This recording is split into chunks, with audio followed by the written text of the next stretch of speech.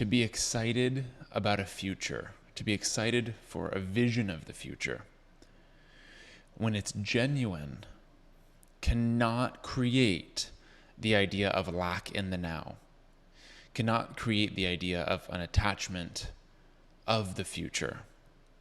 But when there is attachment of a future, that's actually a coping mechanism. And it's a coping mechanism because it implies that what I'm looking for isn't present.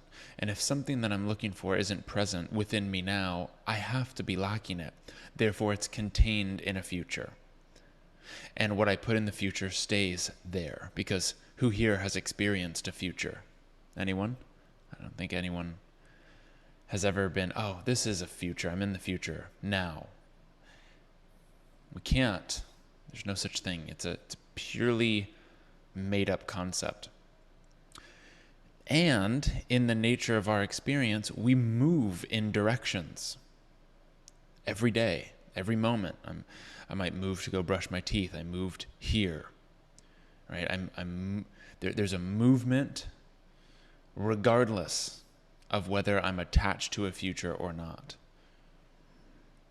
So when there's an attachment on the movement, it's not a movement from my impersonal self, or a movement from life, or a movement from God through me. We can use all these words to point to the same felt sense, and the felt sense is inspiration, joy, excitement, curiosity, which, just go to your experience now, is very different than idle thought.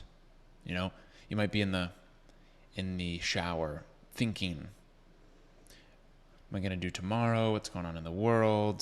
What's going to happen in my business, my relationship? And you're having these idle thoughts.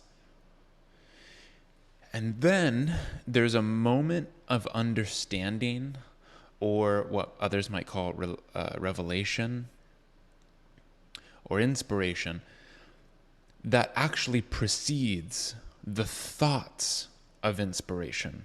So understanding, or the receiving of inspiration, happens between thoughts. There's a moment of, and then the thoughts come in. Or sometimes the thoughts leading up lead to that moment of openness, relaxation, and then we put words to it. We go, this is what I'm excited about. This is what I'm curious about. Or this is the understanding I was seeking. And that has a very different quality. Just don't take my word for it, go to your direct experience. Doesn't that have a very different quality than just idle thought? You could look around right now and observe the room. Idle thought. Picture, wall, okay. And then there's those moments of direction that create energy, that translate in our body as inspiration, excitement, curiosity, joy, but specifically the feeling tone of inspiration, excitement, curiosity. That is life, God, moving through you in a way that only your specific conditioned mind, the shape of your mind, could translate. And because it's informed by life, it can most easily be fulfilled by life. So we're just going to call that the impersonal desire, meaning it's not from your conditioned history. This isn't from 5-year-old Brandon.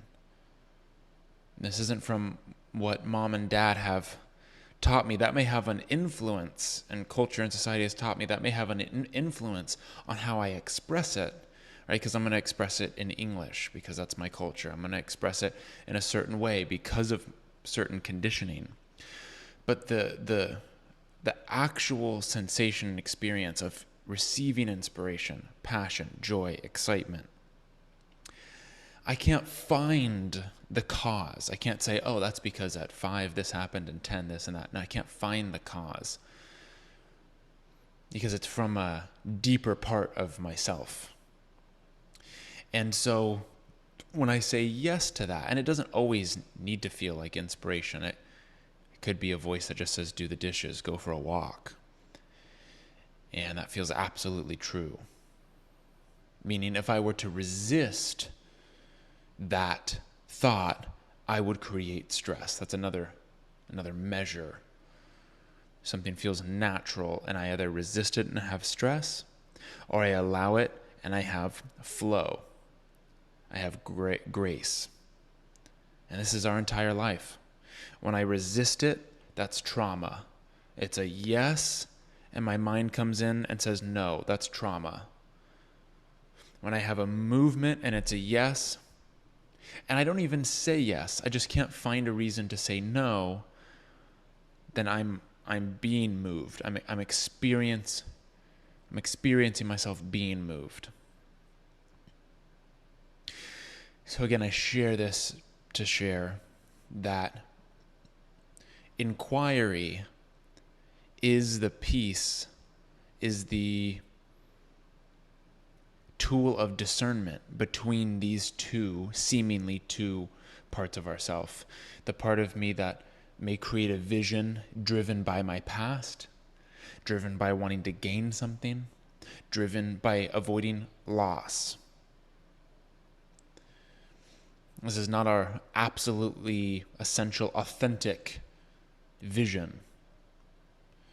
And when I say authentic, I mean this is coming from our personal sense of self versus an impersonal sense of self. So the personal sense will always feel harder. It feels like I have to do it. Life's not conspiring to support me. Synchronicity is not conspiring to have me in the right place at the right time.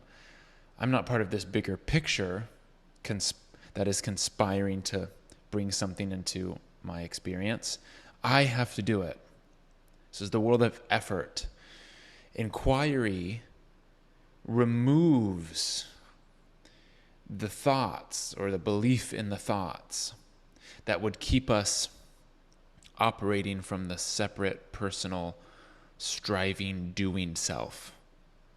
And in its absence is a movement, and we're typically energized by the movement, not drained and exhausted. It's to really go into a deeper place and ask the question, is this my vision?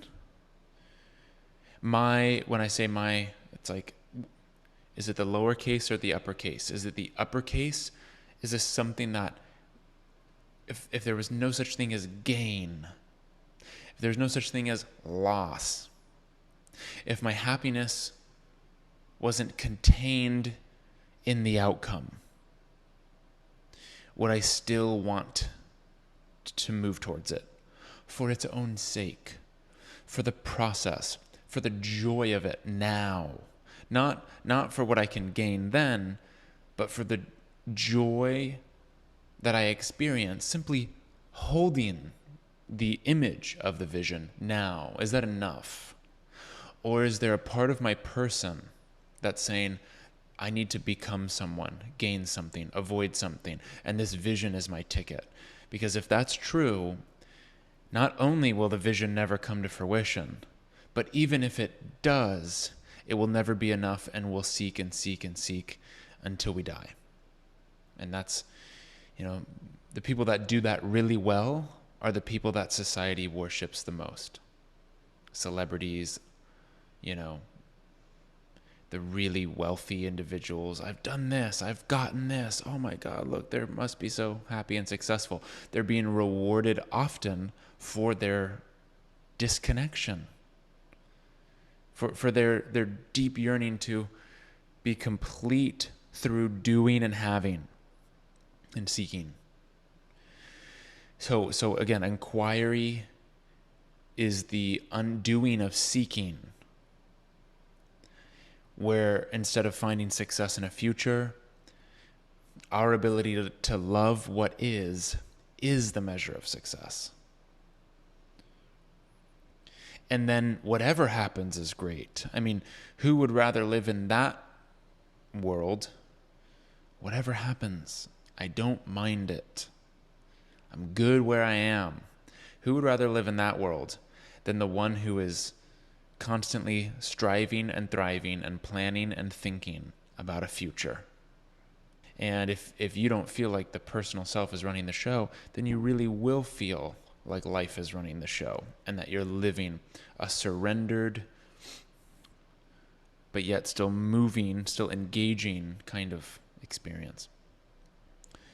And this will form naturally on the other side of inquiry. There's no effort required to conceive of a vision, to conceive of a direction if you don't have one. It's more about addressing any confusion, any stress right now. And then in the absence of that stress, moving in a direction is natural. It's what you do every day. You know, when you wake up in the morning and you have the thought, yeah, I want to brush my teeth, it feels good, and you say yes, that's the success. That's the win. You know, the still voice and yourself are on the same team. What else do you really want?